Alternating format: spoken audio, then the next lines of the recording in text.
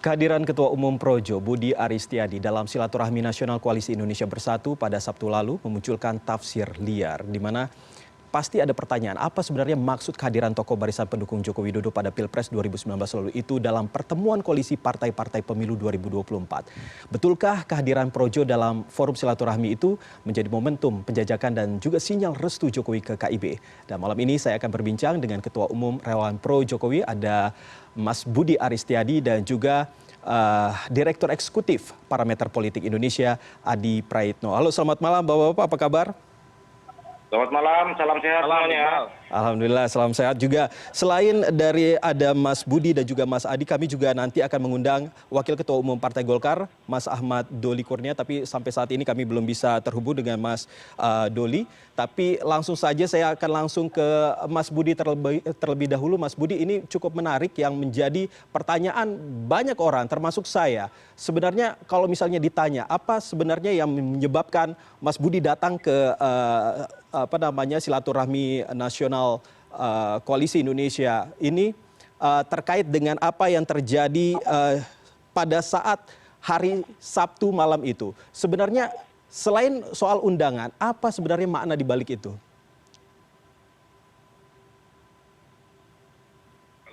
Ya, kalau tafsir pengamat apa maknanya, apa tafsirnya mesti tanya pengamat.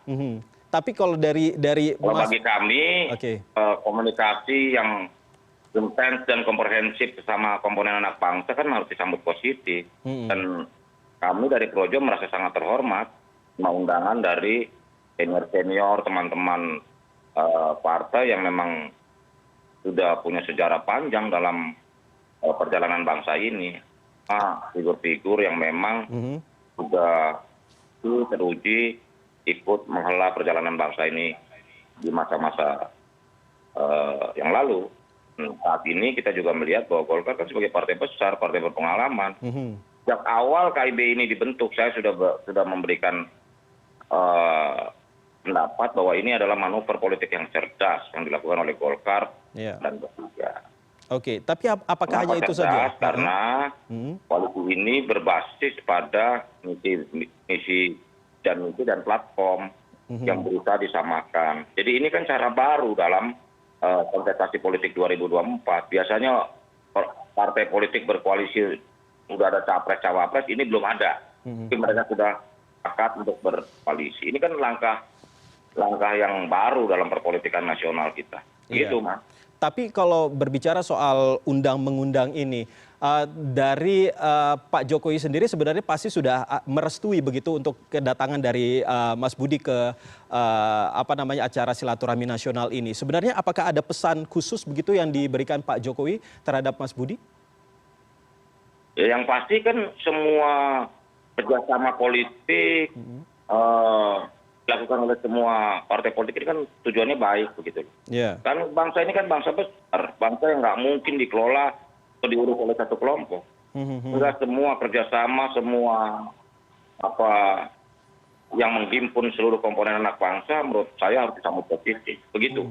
Jadi intinya pesan Pak Jokowi adalah ya selama masih diundang ya datang saja begitu demi kemajuan bangsa begitu ya.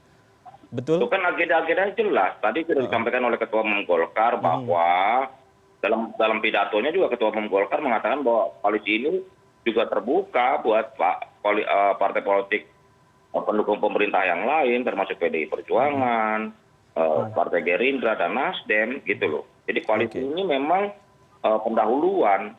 Sebagai sebuah langkah awal, sebagai sebuah manuver politik ini kan bagus untuk memperkuat kerjasama sama komponen anak bangsa, begitu Mas. Oke, baik. Sebelum saya ke Mas Doli, Bang Doli, begitu, karena saat ini masih terus kita berusaha untuk menghubungi Bang Doli, saya akan ke Mas Adi dulu. Mas Adi, melihat dengan adanya undangan yang tentunya banyak spekulasi liar begitu di antara masyarakat terkait dengan undangan dari pihak Projo ini. Sebenarnya kalau dari kacamata Mas Adi sendiri, ini apa maksud dan juga arti di balik dari undangan ini? Ya, saya kira ada dua hal. Pertama, Projo ini kan sudah menjelma menjadi mesin politik yang sudah terbukti mengantarkan Jokowi menjadi presiden 2 periode. Itu tidak terbantahkan. Terutama ketika Jokowi di 2014 kurang mendapatkan dukungan partai politik saat itu jika dibandingkan dengan pendukung Prabowo Subianto, di mana para relawan-relawan politik seperti Projo ini kan jelas mengaksentuasi jejaring politiknya, mengadaptasi ya, sehingga mengantarkan Jokowi menjadi presiden 2 periode. Kan ini yang sebenarnya bisa menjelaskan kenapa misalnya relawan politik itu sekalipun bukan partai, selalu menjadi tarikan nafas yang seksi bagi partai untuk diajak kerjasama, menjadi bagian penting dari pemenangan. Dalam konteks itu saya kira KIB yang saat ini sedang menjadi embrio politik poros baru di Indonesia tentu butuh jejaring-jejaring politik yang juga bisa menerjemahkan keinginan politik bersama. Itu kan normatifnya seperti itu. Tapi ada alasan-alasan politik aktis pragmatis yang saya kira tidak bisa kita nafikan, bahwa Projo ini kan belakangan ditafsirkan sebagai duplikasi dari politiknya Pak Jokowi, terutama ketika beberapa waktu yang lalu Projo mengadakan acara hadir Pak Jokowi, hadir juga Pak Ganjar Pranowo yang terkesan memberikan satu sinyalmen politik bahwa Projo saat itu memang diminta untuk tidak ojok ke susu menentukan pilihan politiknya. Tapi pada saat yang bersamaan kita kan juga sering mendengar pernyataan Presiden, mungkin orang yang akan kita dukung ada di sini, itu adalah satu statement yang sebenarnya cukup mengarah kepada Ganjar Pranowo. Di tengah hubungan Ganjar yang tidak baik saat ini dengan PDIP, tentu PDIP dalam konteks ini sudah memiliki jagoan tersendiri, maka Projo yang kemudian diasosiasikan sebagai duplikasi politiknya Jokowi, punya interest, punya kepentingan supaya Ganjar di 2024, andai tidak diusung oleh PDIP, banyak partai-partai lain yang sangat mungkin untuk bisa dijajaki ya, sebagai jalan panjang pencapresan di 2024. Golkar sekalipun punya Pak Erlangga Hartarto, dinominasikan sebagai kandidat capres, tapi mereka dalam beberapa statementnya menyatakan cukup terbuka dari calon-calon luar yang kemungkinan akan mereka usung. Masuk nama Ganjar Pranowo, masuk kemudian nama Anies Baswedan. Dalam konteks inilah sebenarnya Projo itu dimaknai sebagai bagian dari upaya bagaimana menyiapkan jejaring-jejaring politik, terutama perahu politik kepada Ganjar Pranowo, andai tidak bisa diusung oleh PDIP. Dan ini yang terjadi, Mas, karena kalau kita melihat kritik PDIP terhadap Ganjar belakangan kan cukup keras sekali. Ini tidak main-main. Kalau dulu Bambang Pacul yang hanya mengkritik, belakangan Pak Trimet juga mengkritik. Bahkan yang teranyar misalnya kita juga dengar Pak Junimart juga mengkritik keras Ganjar Pranowo. Itu kan menjadi sinyalmen bagaimana Ganjar dengan partainya, PDIP cukup berjarak. Projo yang dianggap menjadi bagian penting dari Jokowi, di mana Jokowi juga terindikasi ingin mendukung Ganjar maju, punya kepentingan Ganjar ini harus disiapkan perahu politiknya. Dalam konteks itulah sangat mungkin KIB yang saat ini sedang menyusun batu bata kekuatan politik, mencari kandidat capres, semuanya masih terbuka, bisa dipahami kalau kemudian kehadiran Projo dimaknai dan ditafsirkan sebatas itu. Meski secara internal KIB salah satu capresnya pastinya adalah Pak Erlangga Hartarto. Mas Adi, tinggal dibilang siapa capresnya, siapa cawapresnya. Yang penting siapa capresnya, siapapun capresnya, ada Pak Erlangga Hartarto di situ yang kemudian akan diusung nantinya. Yang menarik adalah sebelumnya juga sempat diungkapkan bahwa Golkar ataupun dari PAN dan juga P3 sebenarnya belum mau untuk membicarakan soal capres-cawapres ini. Tapi ada yang menarik juga dari pernyataan Mas Budi sebelumnya. Kita akan simak sama-sama berikut ini. Pilpres rentak, pasti partai juga ngurusin pileknya. Kalau kita spesialis pilpres, tenang aja.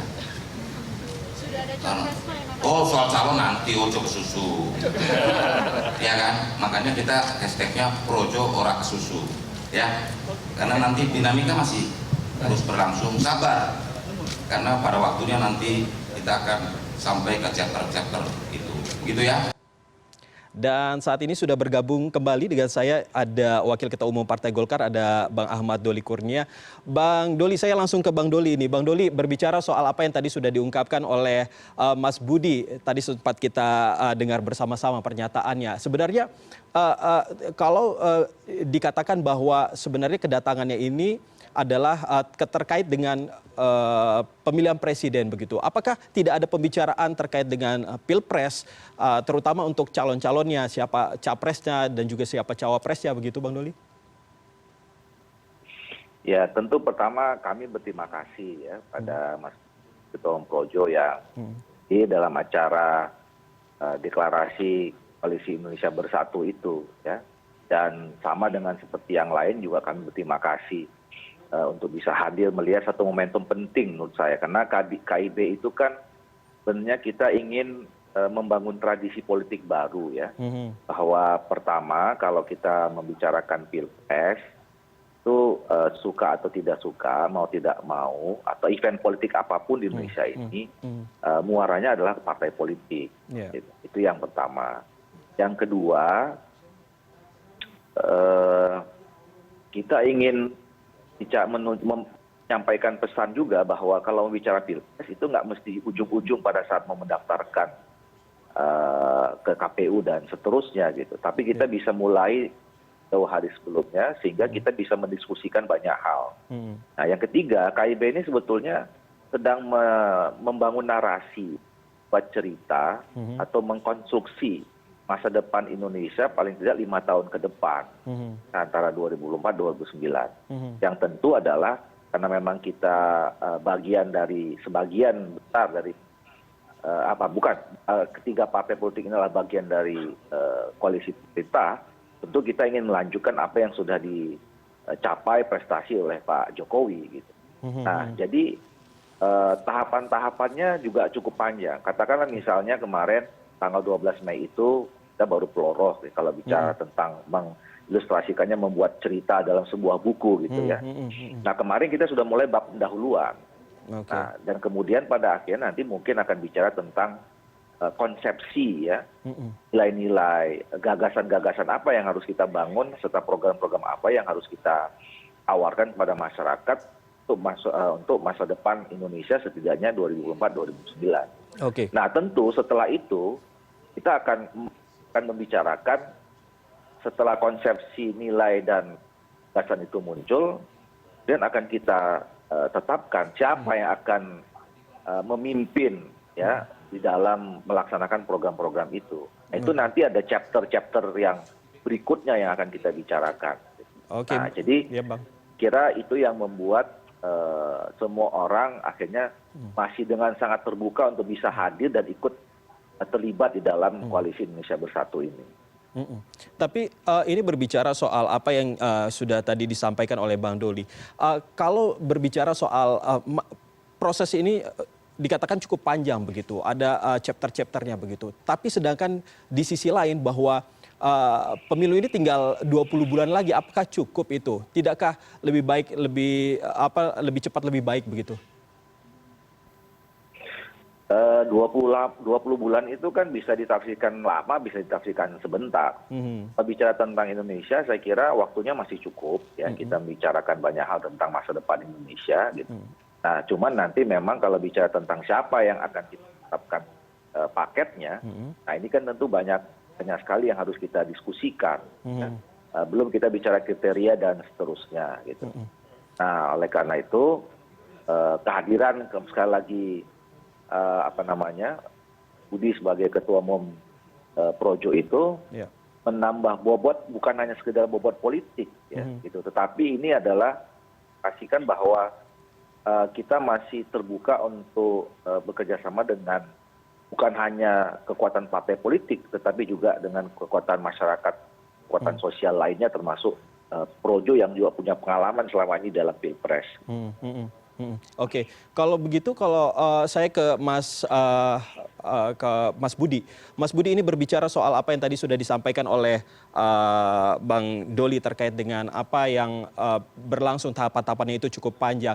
Kalau dari Projo sendiri melihatnya seperti apa? Apakah Projo begitu harus cepat-cepat begitu? Kalau bisa sekarang ini sudah mendapatkan nama-namanya, sudah bisa berdiskusi dan juga menghasilkan nama-nama yang akan dipublikasikan. Siapa yang akan menjadi seorang capres maupun cawapres, terutama yang selama ini Pak Jokowi sempat ungkit-ungkit begitu, Pak Ganjar, apakah memang seperti itu?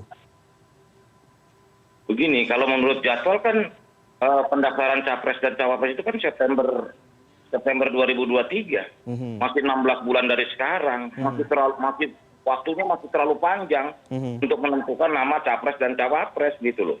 Jadi Koalisi Indonesia Bersatu ini kan mau merumuskan dulu konsep-konsepnya, diskusinya, baru menentukan capres-cawapres. Jadi menurut saya langkah baru dan yang sehat dalam berdemokrasi ini warna baru lah. Di terobosan saya menyambut baik, saya senang sekali tawaran baru, gagasan baru, ide baru dalam mewarnai perjalanan demokrasi kita. Biasanya koalisi mau nyapres itu sebulan, baru ngomongin capres-cawapres. Ini kan baru ngomongin konsepnya, ngomongin misinya, agenda kebangsaannya seperti apa, agenda kerakyatannya seperti apa, baru pada waktunya lanjut kepada siapa capres dan siapa cawapresnya. Kalau menurut hitungan kita kan waktunya masih panjang, capres-cawapres. Masih September 2023 pendaftaran ke KPU-nya, ini masih terlalu lama gitu loh. Oke, kalau Mas Adi sendiri bagaimana menanggapinya? Tapi sebelum menanggapi hal ini terkait dengan durasi yang ternyata masih cukup lama dan sepertinya terlalu cepat begitu untuk membicarakan soal capres-cawapres, kita akan break terlebih dahulu. Untuk itu jangan kemana-mana, tetaplah bersama kami di CNN Indonesia Newscast.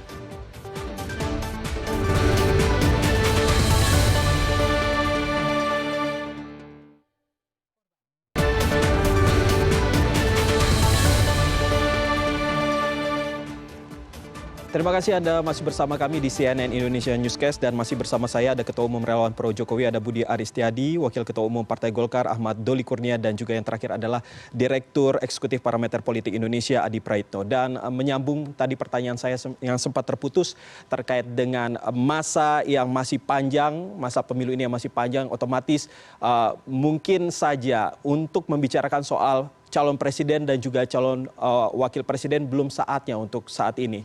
Tapi kalau dari kacamata Mas Adi sendiri, ini bagaimana? Apakah memang belum saatnya atau sebenarnya sudah terlihat ini ada gelagat-gelagat untuk mengarah ke sana? 16 atau 20 bulan itu kan bukan sesuatu yang panjang ya. Betul, itu hanya sebatas pendaftaran untuk capres dan cawapres. Tahun ini misalnya sudah mulai ada verifikasi faktual partai politik dimulai di bulan Agustus, tapi kan kerja-kerja politiknya sudah dimulai dari sekarang. Begitu banyak misalnya kandidat yang deklarasi dukungan di berbagai tempat dari berbagai elemen, dukungan ulama, dukungan petani, dukungan mahasiswa, dukungan pelajar terjadi di mana-mana. Tentu ini kan sebagai bagian dari roadmap dan jalan panjang menuju 2024. Yang disebut lama itu kan waktu pendaftaran di Pilpres, tapi kerja-kerja politiknya itu sudah mulai berjejaring. Elit-elit juga sudah mulai melakukan silaturahmi politik ya. Misalnya Pak Ganjar sudah datang ke mana-mana, bukan hanya di Jawa. Begitupun dengan Pak Erlangga yang mencoba untuk melakukan rajutan politik ke berbagai kelompok elemen. Misalnya juga mengundang teman-teman Projo kemarin misalnya dalam acara Silatnas, dalam Koalisi Indonesia Bersatu. Nasdem pada saat yang bersamaan hilir mudik, ketemu dengan elit-elit kunci di negara ini, ketemu SBY, ketemu Prabowo Subianto, dan seterusnya. Ini adalah kerja-kerja politik sebenarnya untuk mendesain soal kemungkinan bagaimana portofolio dan komposisi pencapresan di 2024, Mas Iqbal ya. Itu yang pertama. Yang kedua, saya ingin kembali ke topik munculnya Projo misalnya dalam KIB. Ya pastinya ada dua hal tadi. Yang pertama tentu ingin memastikan bahwa selain memang Projo ini punya mesin politik, juga bisa dipastikan kalau KIB ini masih dalam barisan politiknya Jokowi. Selama ini kan muncul nyinyiran, tudingan-tudingan bahwa ini adalah koalisi dalam koalisi gitu ya, yang dicurigai juga oleh teman-teman internal koalisional pendukungnya Pak Jokowi. PSI misalnya begitu keras, untuk apa koalisi misalnya KIB ini sementara Jokowi masih akan berakhir di 2024. Jadi Projo yang saya sebut tadi duplikasi politiknya dari Jokowi dalam konteks ini menjadi penting, bahwa KIB itu adalah all Jokowismen nantinya, yang siapapun yang akan diusung. Yang kedua ya terlepas dari apapun yang terjadi, tentu tidak bisa kita nafikan soal konteks politik belakangan ini, di mana dalam acara Projo, Ganjar seakan-akan mendapatkan endorsement dari Presiden untuk menjadi kandidat di 2024, dan pada saat yang bersamaan di tengah hubungan yang tidak harmonis antara PDI dengan Ganjar, kemudian ada faksi-faksionalisasi yang kemudian diharapkan muncul bahwa sekalipun Ganjar tidak diusung oleh PDIP, tapi banyak poros-poros lain yang kemungkinan saat ini sedang dijajaki, sedang dipersiapkan sebagai bagian pencapresan Ganjar. Mungkin kalau kita melihat berbagai simulasi teman-teman yang melakukan survei termasuk kita, kan cocok juga itu memasang-masangkan misalnya Ganjar Erlangga, Erlangga Ganjar. ini kan masuk dalam nominasi skenario soal pencapresan. Jadi everything can happen, kerja-kerja politik itu tidak bisa ditarget apakah 6 bulan ataupun 20 bulan, tapi yang jelas mulai saat ini, ketika KIB itu sudah mulai terbentuk, partai politik itu sudah mulai kelihatan gerusa-gerusunya. Sorry to say, saya harus katakan, KIB ini kan sebenarnya membuat semua elit politik di negara ini panik. Karena mematahkan politik yang saat ini memang sering main di tikungan akhir. Ketika KIB mengunci ada Golkar, ada P3, ada PAN, semua partai politik kelihatan melakukan konsolidasi politik kemana-mana. Gerindra misalnya yang dulu diasosiasikan begitu kan dengan PDIP juga melakukan roadshow dan safari politik. Artinya ada kegelisahan, belum tentu PDIP dengan Gerindra. Begitupun dengan Nasdem, silih berganti memunculkan nama-nama kandidat capres, silih berganti mengundang ketua umum partai. Tentu ini adalah bagian dari kekhawatiran poros politik yang saat ini sudah diblok oleh KIB, pertama kalinya mendeklarasikan, tentu akan merubah konstelasi politik secara nasional. Jadi ini yang saya kira kenapa kemudian menjadi penting bahwa faktor projo hadir dalam KIB itu bukan hanya sebatas silaturahmi politik biasa, bukan hanya sebatas tarikan politik antar teman lama, tidak. Projo ini sudah telanjur menjadi mesin politik dekat dengan Jokowi. Semua fatsun politik Jokowi diterjemahkan melalui Projo.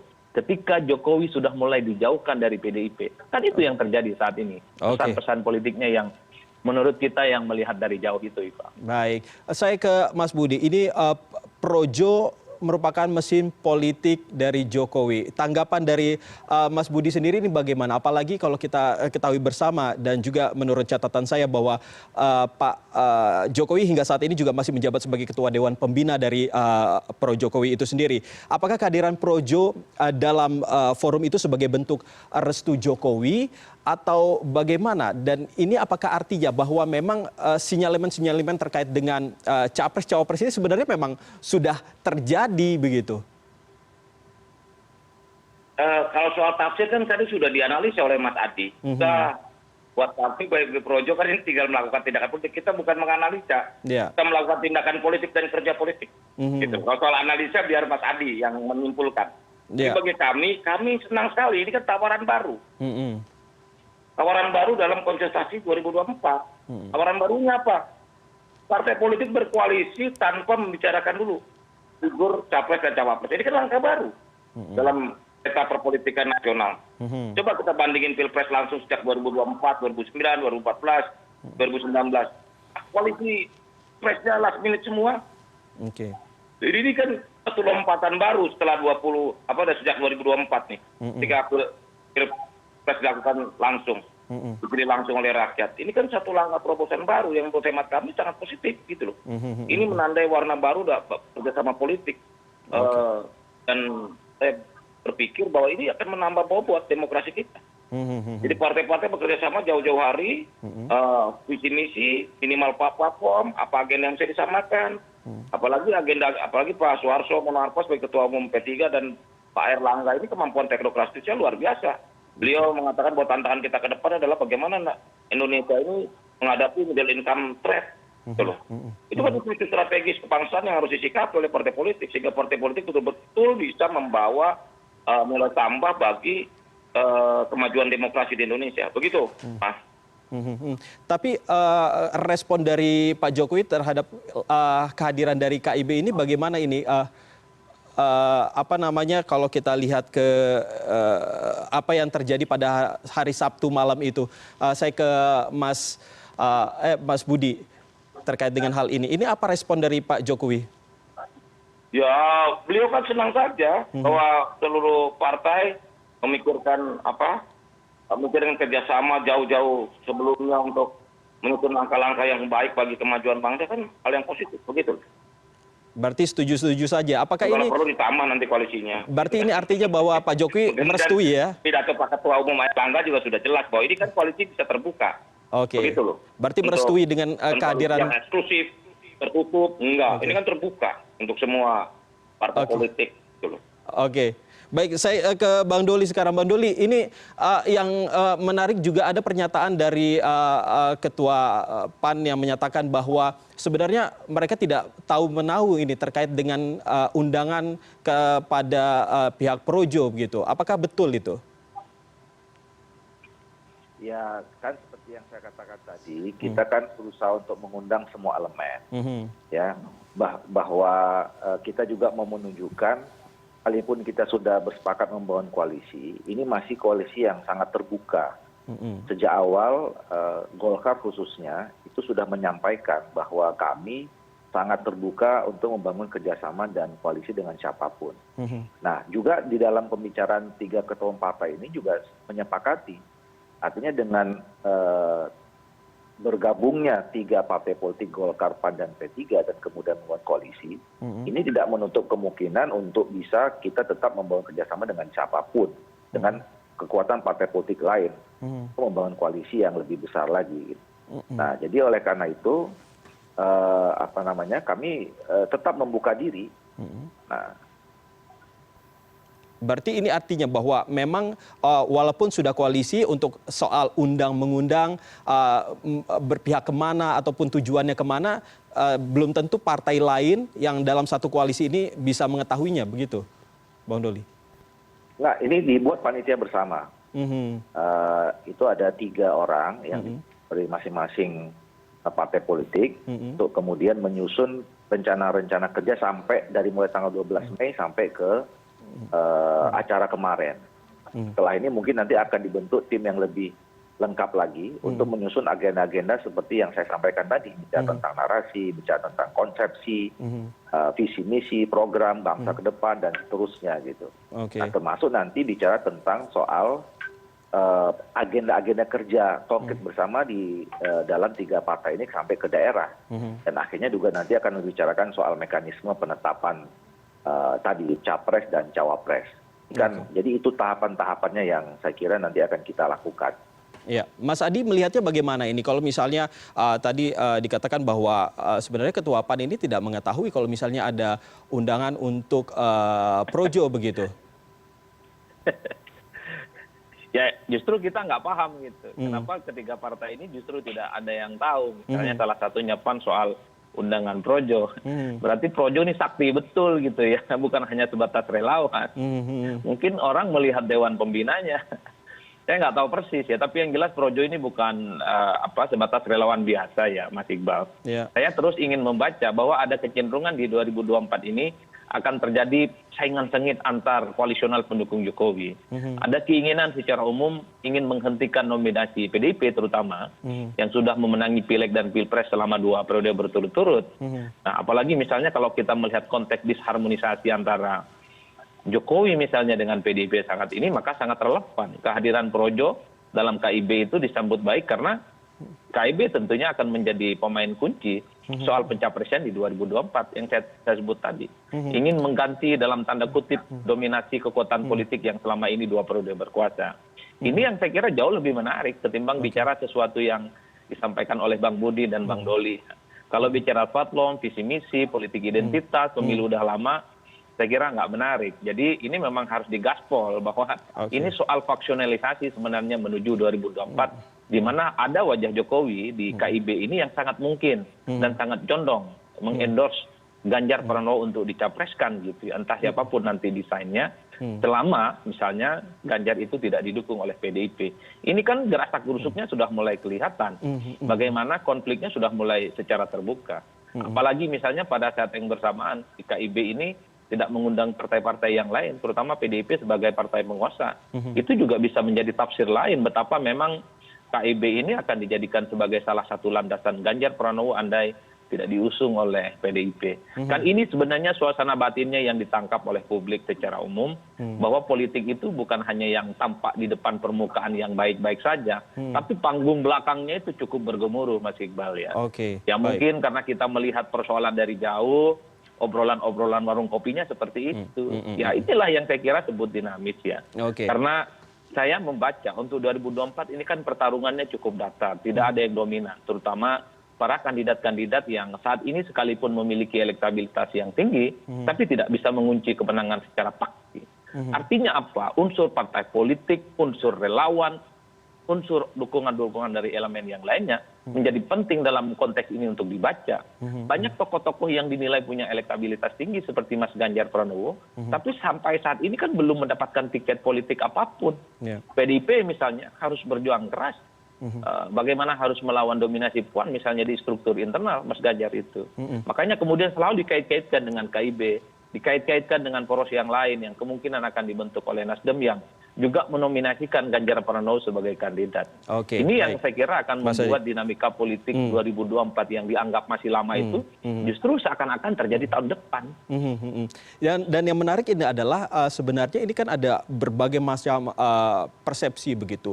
Golkar yang tetap kekeh untuk mendukung Pak Erlangga Hartarto menjadi calon presiden begitu. Lalu ada datang Projo yang dengan sinyal-sinyal kemungkinan besar untuk mendukung Ganjar Pranowo, Gubernur Jawa Tengah begitu. Lalu juga ada partai P3 maupun PAN yang mungkin saja berharap untuk bisa mendapatkan calon presiden dari luar apa yang sudah ditentukan oleh masing-masing partai dan juga Projo. Maka itu kita akan simak untuk melihat bagaimana apa yang disampaikan oleh Ahmad Baidowi, Ketua DPP P3 terkait dengan dukungan-dukungan yang diberikan oleh sejumlah partai terkait dengan pemilihan presiden 2024 nanti. Di sini dikatakan bahwa pada prinsipnya KIB terbuka kepada semua tokoh bangsa yang memiliki potensi untuk maju sebagai presiden dan juga wakil presiden, di mana KIB tidak membatasi harus dari parpol ataupun dari non-parpol, baik itu figur parpol maupun non-parpol, semua memiliki kesempatan yang sama berangkat dari KIB. Nah, ini saya akan langsung ke Bang Doli ya terkait dengan pernyataan dari Mas Ahmad Baidowi terkait dengan apa yang disampaikannya tadi. Sebenarnya kalau disampaikan bahwa Golkar ini kan sebenarnya tetap kekeh untuk mendukung Pak Erlangga Hartarto untuk menjadi calon presiden. Tanggapannya ini bagaimana? Iya, saya kira kan Pak Baidowi itu bicara dalam konteks KIB, ya. Itu posisinya yang berbeda. Ya. Jadi kalau KIB memang sampai saat ini kan belum pernah bicarakan soal paket capres dan cawapres. Nah, beda dengan Golkar. Golkar yang juga adalah bagian dari KIB itu sudah memutuskan memang kami sampai saat ini tetap konsisten calon presiden kami adalah Pak Erlangga Hartarto. Nah, tapi kan kami juga menyadari bahwa ikut dalam kontestasi Pilpres itu kita juga harus berkoalisi kan. Nah, sekarang kita sudah membangun koalisi bersama PAN dan P3. Nah, kalau ditanya hari ini posisi Golkar, ya kami bicara tentang capres kami Pak Erlangga Hartarto. Tapi kalau kemudian kita bicara KIB, kita memang belum pernah bicara soal itu, ya. Kita baru bicara hal-hal yang seperti saya katakan tadi.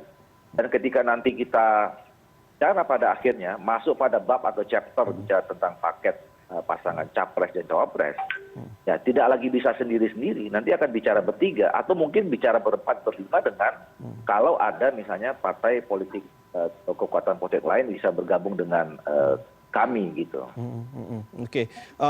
Tentunya kita juga dengan kehadiran Projo di KIB ini tentunya juga menjadi pertanyaan terkait dengan hubungan antara Megawati dan juga Joko Widodo ke depannya seperti apa. Nanti saya akan bertanya ke Mas Budi terkait hal ini, tapi kita terlebih dahulu untuk jeda karena CNN Indonesia Newscast akan segera kembali. Tetaplah bersama kami.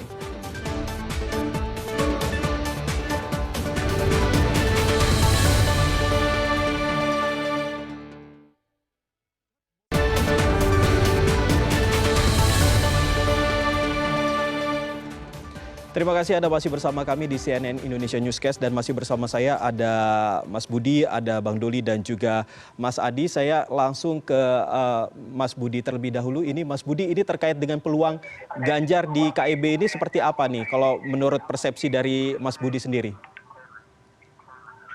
Bagi kami semua kemungkinan masih bisa terjadi. Karena ini kan baru bab pendahuluan. Belum perumusan masalah, belum analisa, apalagi kesimpulan. Jadi ini masih, kalau di sirkuit ini masih lap pertama, lap kedua lah, masih jauh. Masih ada 20 lap lagi, jadi segala hal masih mungkin terjadi. Apalagi menurut hemat kami di pemilu 2024 ini, tikungannya beda sama Pilpres 2014, 2019 banyak trek lurusnya, ini tikungannya banyak sekali nih. 2024. Enggak, harus hati-hati. Tapi betul nggak sih? Pertama kalau karena kalau tikungannya banyak kan segala hal bisa terjadi, bahkan yang sudah unggul aja bisa terpleset Mas Budi, tengah lomba. Begitu loh. Tapi betul nggak sih Karena ini? menurut saya, selain kecepatan, juga diperlukan kehati-hatian mengelola seluruh dinamika yang terjadi ini. Oke, Mas Budi, ini betul nggak sih bahwa KIB ini nantinya akan menjadi kendaraan dari Ganjar, karena banyak yang mengatakan seperti itu, melihat bahwa kemungkinan besar ada ketidaksetujuan antara dari Bu Mega, tetapi akhirnya ini menjadi cadangannya begitu. Apa betul itu? Ya itu tentang amat lah menyimpulkan seperti itu, tapi bagi kami kan orangnya positif. Melihat segala sesuatu positif, jadi saya lihat ini kan dinamika masih mengerucut lah. Karena semua hal bisa terjadi gitu loh. Jadi spekulasi Ganjar nggak diterima oleh partainya ini sebagai cadangan itu kan pengamat dan juga Islam publik. Kita tidak memungkiri pendapat itu. Bagi kami, sebagai orang yang optimis dan positif, ini dinamika yang masih bisa terjadi. Jadi selama ada komunikasi, selama ada dialog, selama ada diskusi di antara semua komponen bangsa, terutama partai politik, saya pikir persoalan ini nanti pada waktunya akan bisa diselesaikan. Yang penting itu agenda visi misinya, agenda programatiknya untuk mengelola negara ini dirumuskan dulu. Tantangan ke depan apa? Sehingga capres dan cawapresnya bisa lebih fokus untuk menyelesaikan dan menuntaskan agenda-agenda programatiknya yang akan kita susun di 2024-2029. Gitu. Kalau dari Mas Adi sendiri melihatnya bagaimana dengan kehadiran Projo? Tentunya banyak yang tadi saya katakan bahwa banyak isu-isu yang mengatakan bahwa ini adalah kendaraan Pak Ganjar untuk menjadi calon presiden nantinya.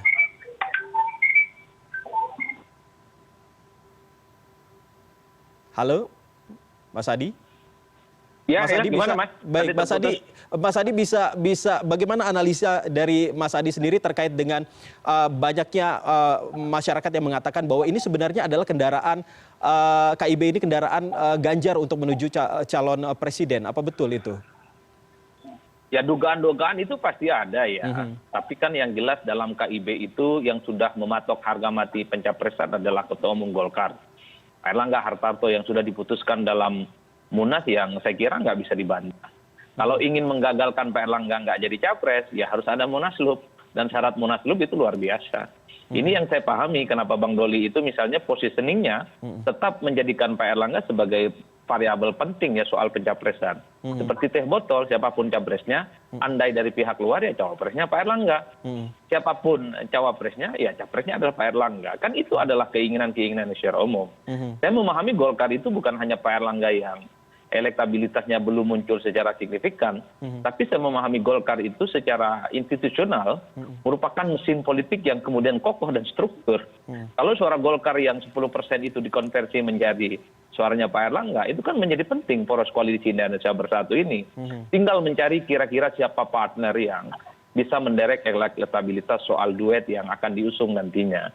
Makanya tidak mengherankan kalau kemudian upaya-upaya KIB ini selalu memunculkan, sebenarnya skenarionya selalu double. Satu sisi sikap politik KIB itu tidak bicara tentang komposisi pencapresan, tapi partai-partai masing-masing nih ngomong kemungkinan capres dari internal KIB, tapi juga terbuka dari pihak luar. Ketika bicara tentang pihak luar, muncul tuh nama Ganjar, muncul nama Anies, dan seterusnya. Pintar ini teman-teman KIB, seakan-akan bikin jebakan Batman politik.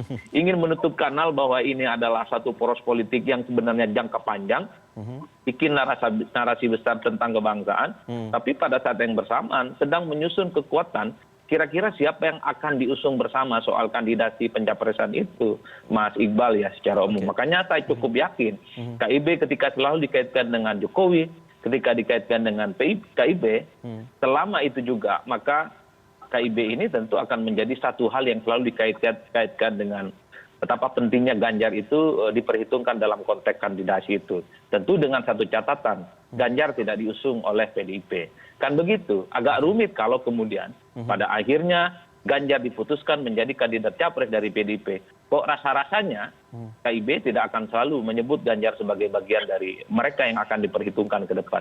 Mungkin cari figur lain, ada Anies, mungkin juga ada faktor-faktor lain seperti Andika, mungkin juga Sandiaga Uno dan seterusnya. Wallahu alam bisawab, masih gelap gulita. Oke. Tapi yang jelas landasan pacu soal poros itu sudah dimulai hari ini dan dimulai oleh Koalisi Indonesia Bersatu. Oke, Bang Doli sendiri bagaimana ini responnya terkait dengan adanya anggapan bahwa KIB ini merupakan kendaraan bagi Ganjar untuk bisa menuju kursi calon presiden. Lalu juga ada yang mengatakan bahwa KIB ini adalah boneka istana dan lain sebagainya. Iya, pertama tentu saya katakan tadi saya ingin menegaskan bahwa langkah-langkah politik yang dilakukan oleh KIB ini jelas. Kita mulai dari sesuatu yang bicara tentang nilai, dan seterusnya itu ya. Nah, bahwa kemudian ada tafsir-tafsir, ya biasa saja, yang namanya juga politik kan. Nah, tapi kan tafsir hari ini bisa berbeda dengan tafsir besok malam. Ya, akan bisa berbeda dengan tafsir seminggu yang akan datang. Nah, dan itu biasa saja dalam politik. Nah, tapi yang jelas ini punya agenda kerja, punya rencana-rencana kerja yang nanti pada akhirnya muaranya besarnya adalah untuk kepentingan bangsa dan negara.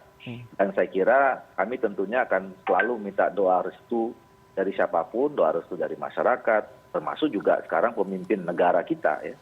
Itu dan sekali lagi saya katakan karena memang 3 partai politik Golkar, PAN dan P3 inilah bagian dari koalisi pemerintahan, itu kita punya tanggung jawab untuk meneruskan ya apa yang sudah dicapai, prestasi apa yang sudah diraih oleh pemimpinan 2 periode ini di bawah Presiden Jokowi, tambah baik lagi ke depannya, kira-kira begitu. Oke, baik Bang Doli, terima kasih. Tentunya lagi-lagi kita berharap bahwa apapun yang terjadi tentunya yang terbaik buat kita semua, dan tentunya tetap kita penasaran ini sebenarnya ke arah mana ini, apa tujuannya dan ke siapa akan berlabuh nantinya. Terima kasih sekali lagi narasumber-narasumber saya yang sudah hadir di sini. Ada Ketua Umum Relawan Pro Jokowi, ada Budi Aristiadi, lalu Wakil Ketua Umum Partai Golkar Bang Ahmad Doli Kurnia, dan juga Direktur Eksekutif Parameter Politik Indonesia Mas Adi Praitno. Terima kasih sudah berbincang dengan kami dan selamat malam.